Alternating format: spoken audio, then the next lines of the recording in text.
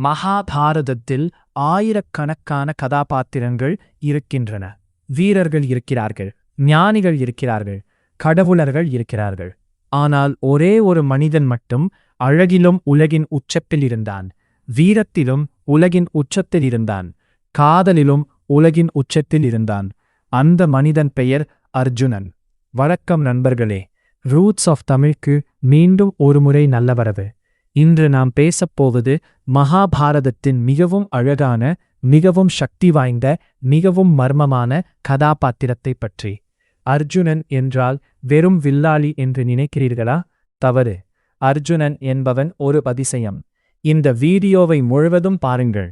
அர்ஜுனனை பற்றி நீங்கள் இதுவரை அறியாத உண்மைகளை நான் இன்று சொல்கிறேன்.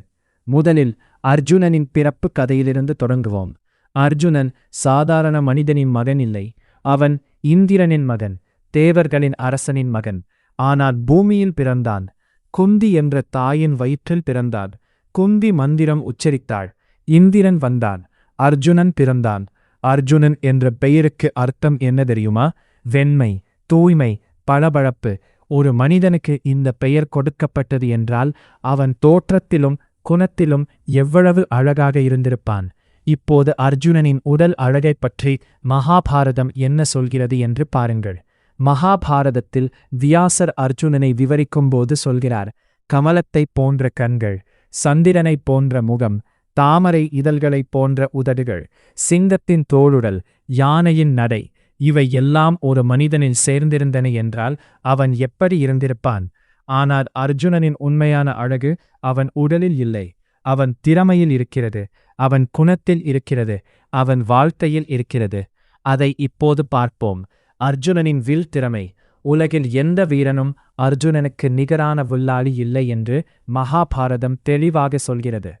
துரோணாச்சாரியார் என்ற ஆசிரியர் பல இளவரசர்களுக்கு வில் வித்தை கற்பித்தார். ஆனால் அர்ஜுனன் மட்டும் இரவிலும் பயிற்சி செய்தான், பகலிலும் பயிற்சி செய்தான்.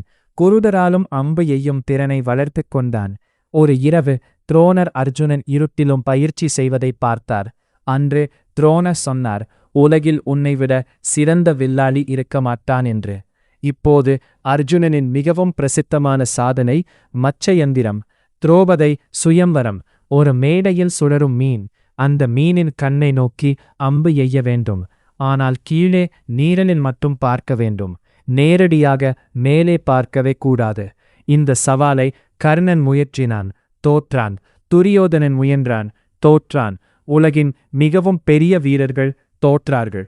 அர்ஜுனன் எழுந்தான், வில்லை எடுத்தான், நீரில் மட்டும் பார்த்தான், அம்பை விட்டான், மீனின் கண் துளைந்தது. திரௌபதை அர்ஜுனனை தேர்ந்தெடுத்தார். நண்பர்களை, இங்கே ஒரு நிமிடம் நிறுத்துங்கள். அர்ஜுனன் மட்டும் ஏன் வென்றான்? ஏனென்றால் அர்ஜுனன் மட்டும் கவனம் சிதறாமல் இருந்தான். நீரில் உள்ள பிரதிபலிப்பை மட்டும் பார்த்தான், கூட்டத்தை பார்க்கவில்லை, திரௌபதியின் அழகை பார்க்கவில்லை, மற்ற வீரர்களை பார்க்கவில்லை. இது வில் திறமை மட்டுமல்ல, இது மனத்திறமை, இது தியான சக்தி, இது அர்ஜுனனின் உண்மையான அழகு. இப்போது அர்ஜுனனின் காதல் வாழ்க்கையை பற்றி பேசுவோம். இது மிகவும் சுவாரஸ்யமானது. அர்ஜுனனுக்கு 4 மனைவியர் இருந்தனர். திரௌபதை, சுபித்திரை, உலூபி, சித்ராங்கதை. ஒவ்வொரு காதல் கதையும் ஒரு தனி அதிசயம். திரௌபதை மச்சயந்திரம் மூலம் வென்ற அன்பு. சுபித்திரை கிருஷ்ணனின் சகோதரி. இவளை அர்ஜுனன் காதலித்தான். கிருஷ்ணன் ஆசீர்வாதம் கொடுத்தான். உலூபி நாக இளவரசி. அர்ஜுனன் நதியில் குளிக்கும்போது நாக உலகிற்கு இழுத்துச் சென்றார். அங்கே காதல் பிறந்தது. சித்ராங்கதை மணிப்பூர் இளவரசி. அவளின் வீரத்தைக் கண்டு அர்ஜுனன் காதலித்தான். இந்த 4 காதல் கதைகளும் சொல்வது என்னவெனால், அர்ஜுனன் ஒரு பரிமாணத்தில் மட்டும் சிறந்தவன் இல்லை.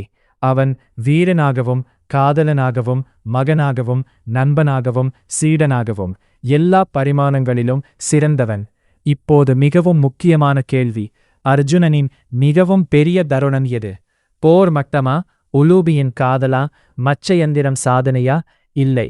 அர்ஜுனனின் மிகவும் பெரிய தருணம் குருக்ஷேத்திர போர்க்களத்தில் நடந்தது. போர் தொடங்கப் போகிறது. அர்ஜுனன் தேரில் நிற்கிறான். எதிரே பார்க்கிறான். என்ன பார்க்கிறான்? தன் பாட்டன் பீஷ்மர், தன் ஆசிரியர் துரோணர், தன் உறவினர்கள், தன் நண்பர்கள். இவர்களை கொல்ல வேண்டுமா? அர்ஜுனனின் கை நடுங்கியது. வில் கீழே விழுந்தது. கண்களில் நீர் வந்தது. அர்ஜுனன் தேரில் உட்கார்ந்தான். சொன்னான், நான் போரிட மாட்டேன் என்று. அந்த தருணத்தில் கிருஷ்ணன் பேசினான். அந்த பேச்சே பகவத்கீதை, உலகின் மிகவும் பெரிய தத்துவ நூல்.